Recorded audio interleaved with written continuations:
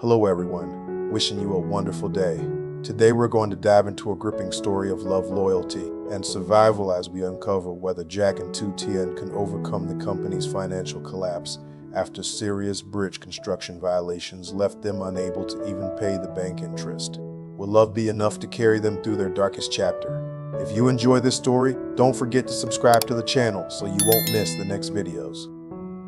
After the new house was completed, and the joy of the proposal had finally settled into something real, Jack and Tu Tien began preparing for the wedding they had both waited far too long to have. This time there was no fear hiding behind the plans, no investigation hanging over them, no prison walls, no hospital corridors, no unfinished heartbreak waiting at the door.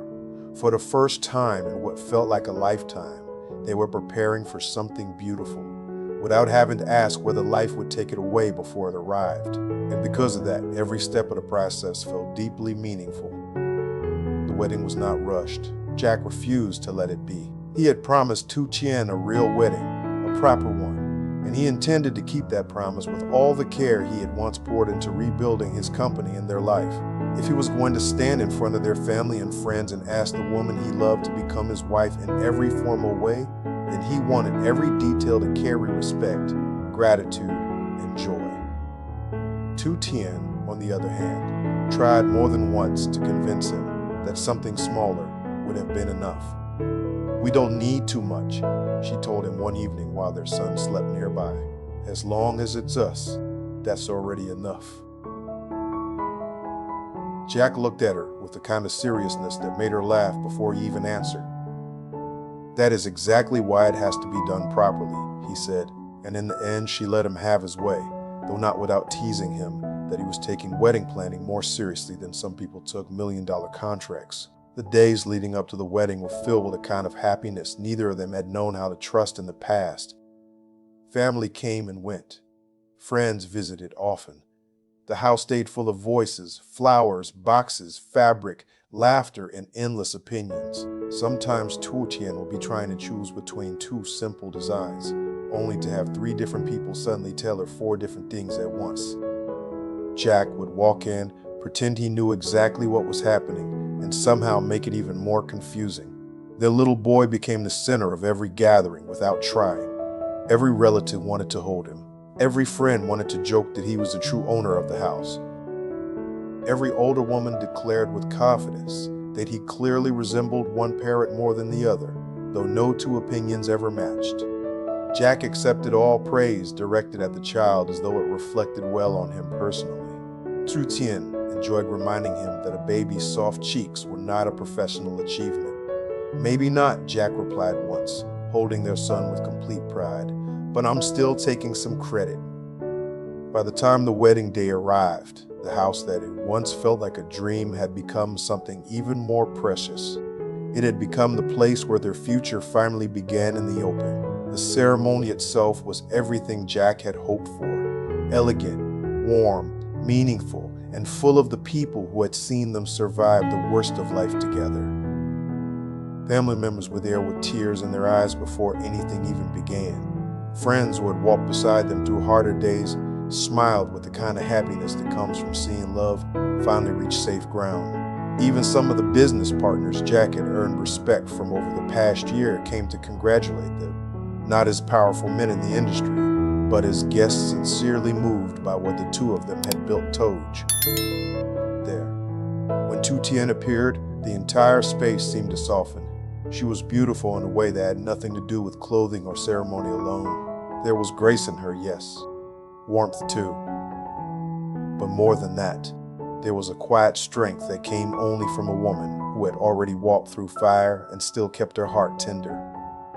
Jack, standing there waiting for her, forgot for 1 second how to breathe. Later, people would joke that he looked more nervous than on the day he signed the largest contract of his career. And maybe he did, because this mattered more, much more. When Tu Tien reached him, their eyes met, and the rest of the ceremony seemed to blur around them. The music, the guests, the flowers, the light, everything remained there. But both of them felt the same thing. After everything, they had made it here, not because life had been easy, but because neither of them had let go.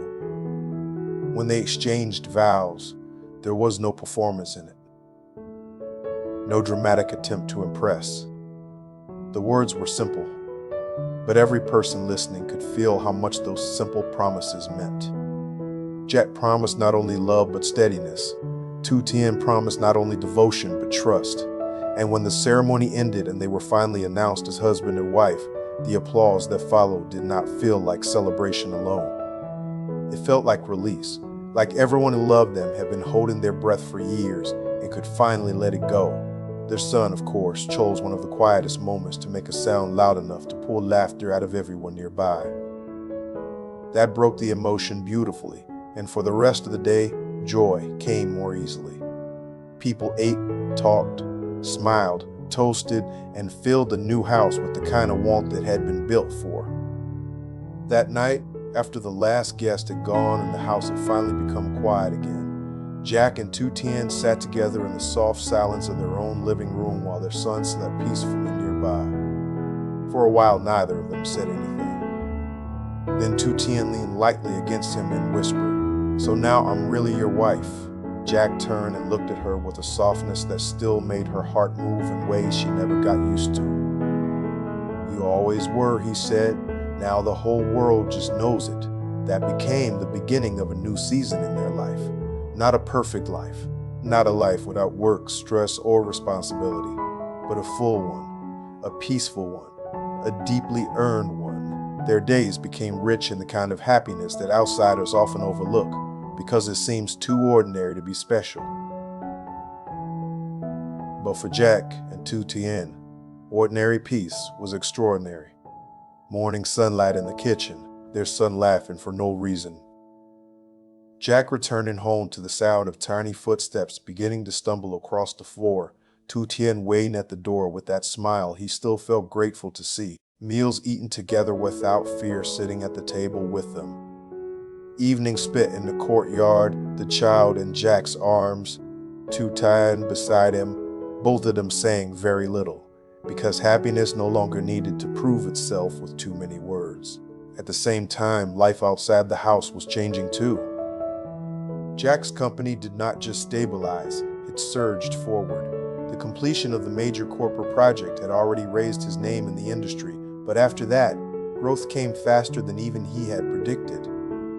One high-value contract led to another, then another.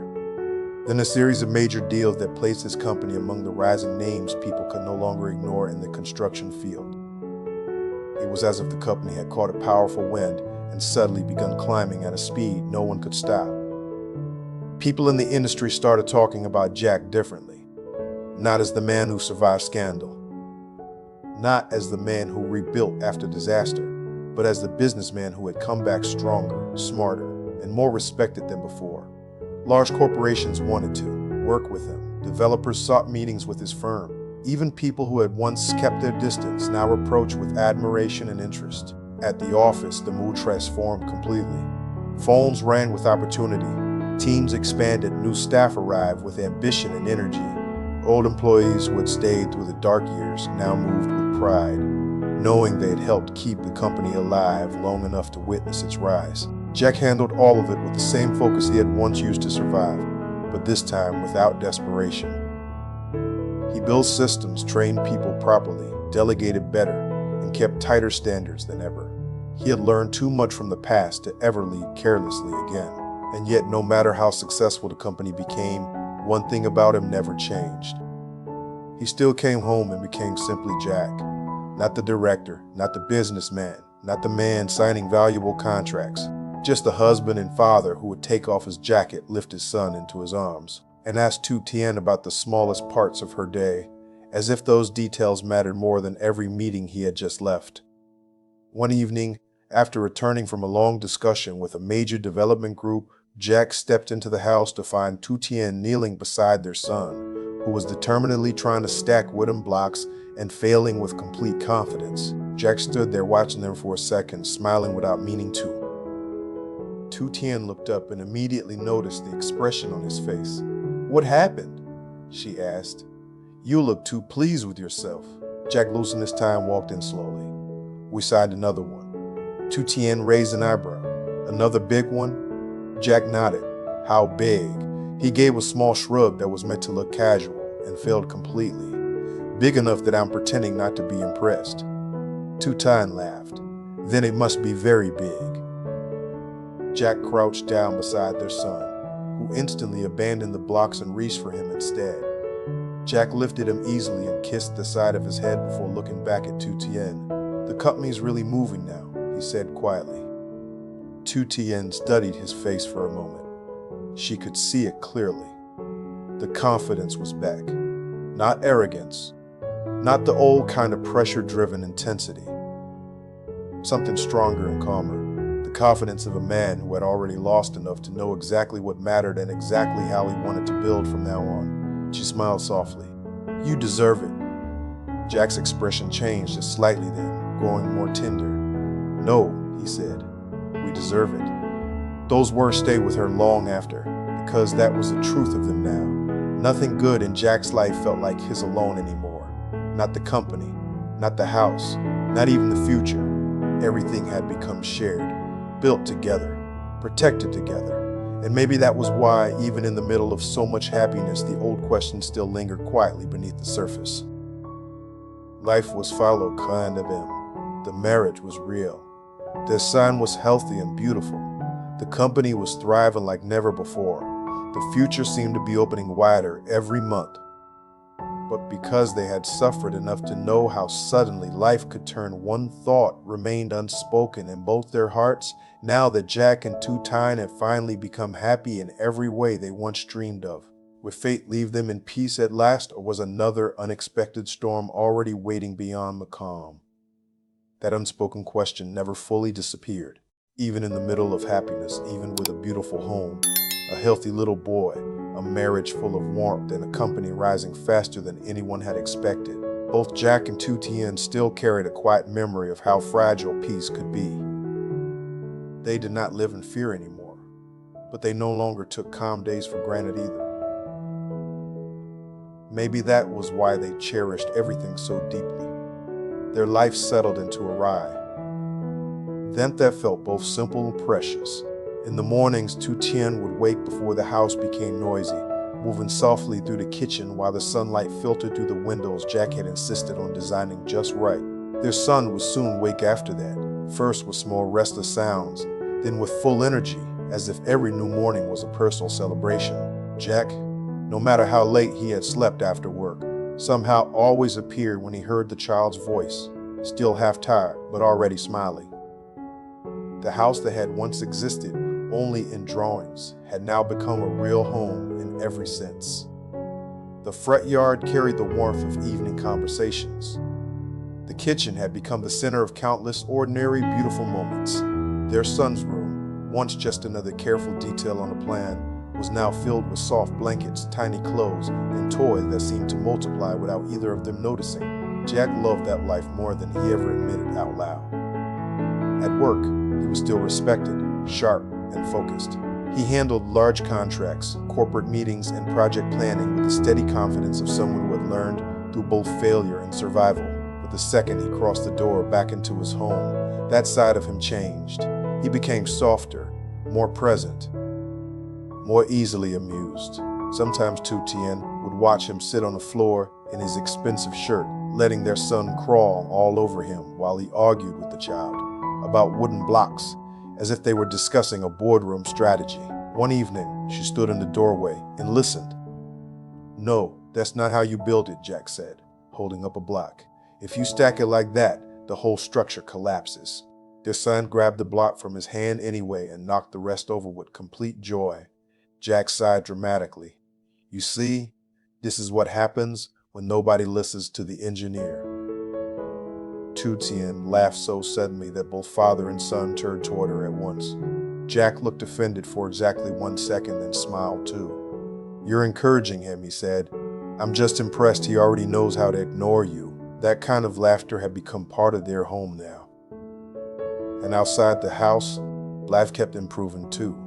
Jack's company did not just keep growing. It expanded in a way that surprised even him. The major corporate project had opened a door.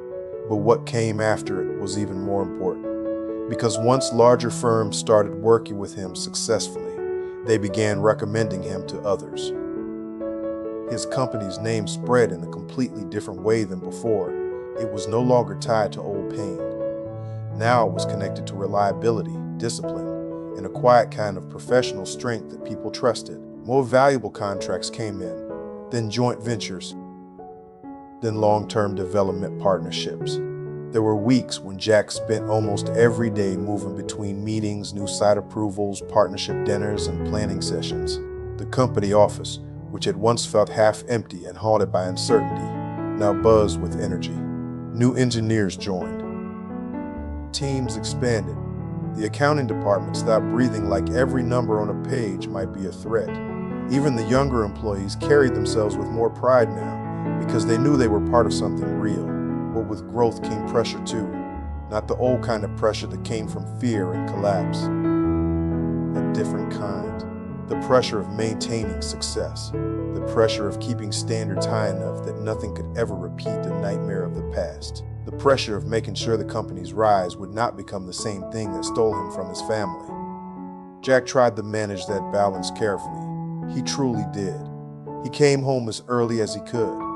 He kept weekends protected whenever possible. He made sure Tu Tien and their son stayed at the center of his life, not waiting at the edge of it. But there were still nights when meetings ran long, days when clients demanded immediate answers, and mornings when he had to leave before the baby woke. Tu Tien noticed all of it, not with resentment, was concern. She knew what growth required. She knew how much Jack had dreamed, suffered, and worked to reach this stage. She was proud of him, deeply proud. But she also knew how easily success could become another kind of distance if people were not careful. One rainy evening, Jack returned home later than expected. The house was quiet except for the sound of soft rain tapping the windows. Their son had fallen asleep in Tu Tien's lap while she sat on the sofa waiting. When Jack stepped inside and saw them there, something in his face softened instantly. He set down his briefcase without a sound and moved closer. "You waited up," he said quietly. Tu Tien looked up at him. So did he, for about 7 minutes. Then he gave up on you. Jack smiled, but there was guilt beneath it. He crouched down and gently brushed a hand over the baby's soft hair. "I'm sorry. The meeting ran longer than it should have." Tu Tien nodded lightly. "That's happening more often lately." Jack looked at her then, really looked at her. "Are you upset?" She was quiet for a second before answering. "Not upset, just paying attention." That answer stayed with him. Later that night, after they had put their son back to bed and the house had gone still again, Jack found Tu Tien standing near the window, looking out into the dark rain. He walked over and stood beside her. "Say what you're thinking," he said. Tu Tien let out a small breath. "I'm thinking life is very kind to us right now." Jack waited. "And I'm thinking that usually means we should be careful." He turned his head toward her. "Careful about what?" "About not losing ourselves in the good things." That hit him more directly than she expected. Tu Tien continued softly. "I know the company matters. I know these contracts matter. I know the success didn't come easily. But I also know how hard we fought to have this life here." She glanced toward the room where their son was sleeping. "I don't want us to wake up one day and realize we protected the business but forgot how to protect us." Jack did not answer immediately, because he knew there was truth in what she said, not because he had already failed, but because he understood how easy it would be to drift if they stopped paying attention. He took her hand and held it. "I hear you," he said quietly. Tu Tien looked at him, searching his face. Jack went on. "I'm not going back to the life I had before. I'm not building a company at the cost of my family. If I start doing that, you stop me." That made her smile just a little. "You say that now. I mean it. And if I do stop you," Jack actually smiled then "I'll probably argue for 5 minutes and admit you were right." That made her laugh softly, and the heaviness in the room eased a little. For a while, that promise held. Jack became stricter about his schedule again. He pushed more responsibility on the trusted senior staff. He stopped taking meetings that could be handled without him. And because the company was now stable enough to support real leadership rather than crisis control, it worked. He did not have to be everywhere anymore. He had built something capable enough to stand without his shadow in every room. At home, peace deepened again. Their son began taking his first unsteady steps, which turned the entire house into a place of permanent alert and delight. Jack reacted to every tiny milestone as if the child had just won a national award. Tu Tien teased him constantly for it, but secretly she felt the same way. One morning after their son managed 3 uncertain steps from the table toward Jack before falling into his arms, Jack lifted him high and declared, "That's it. He's clearly going to be extraordinary." Tu Tien folded her arms and smiled. "He walked 3 steps." Jack nodded seriously. "Exactly. Extraordinary." Their son, unaware of the greatness already assigned to him, grabbed Jack's nose. That afternoon, the 3 of them sat in the yard under a clear sky. Tu Tien leaned back in her chair, watching the baby play on a mat while Jack remained nearby, prepared to intervene at every small wobble as though the child were attempting mountain climbing. Everything felt easy, warm, whole. And maybe that was why the next sign felt so small at first. It came through a phone call. One of the company's new major partners wanted to move faster than expected on a project expansion. It was the kind of opportunity businesses waited years for. Bigger scale, bigger money, bigger name. But it also came with something Jack had been trying to avoid: travel. Not just a day trip, not just 1 or 2 meetings nearby, more regular travel, more time away, more direct supervision in another city for a critical phase. Jack took the call outside and returned quieter than before. Tu Tien noticed immediately. "What is it?" she asked. Jack looked at her, then at their son, then back at her again. "A new expansion request." "That sounds good." "It is." She studied his face. "Then why do you look like that?" Jack sat down slowly across from her. "Because it may require me to be away more than I want." The yard went quiet around them, not because it was disaster, not because travel itself was tragic, but because both of them understood what distance could become if life stopped being handled carefully. Tu Tien did not speak right away. Jack finally said, "I haven't agreed to anything." She looked at him for a long moment. "But you're thinking about it." "Yes." Their son looked up then and laughed at nothing at all, a bright little sound under the late afternoon light. Neither of them laughed back immediately, because in that one ordinary moment, another question rose quietly between them. Now that Jack and Tu Tien had finally found happiness, would the next hardship come, not through scandal or loss, but through the slow distance that success can create between people who once promised never to drift apart?